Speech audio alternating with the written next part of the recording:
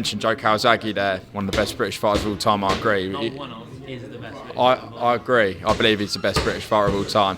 Is he someone you idolised growing up and looked up to when you're coming into the sport? Well, to be honest, when I was growing up, I started boxing when I just before my 16th birthday. So, and I think I had my first fight when I was 16. So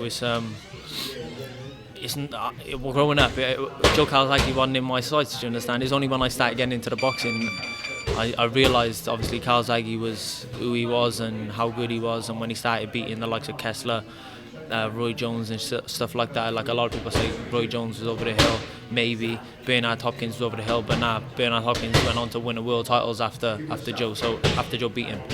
So listen, Joe is the best fighter to come out of Britain by far, and yeah, he's someone, when I got into boxing, he's someone I looked up to and wanted to emulate. And good friend of mine, I speak to him every time I see him. I always have a good chat and a good catch up. And yeah, he's good to have advice off if I need it. And I'm sure he'd give it. You text Joe and then set up an interview with me and him on Through the Ropes if you wanted, Joe. But he's a busy man. I know, of course. Joe Cordina, it's been an absolute pleasure speaking to you.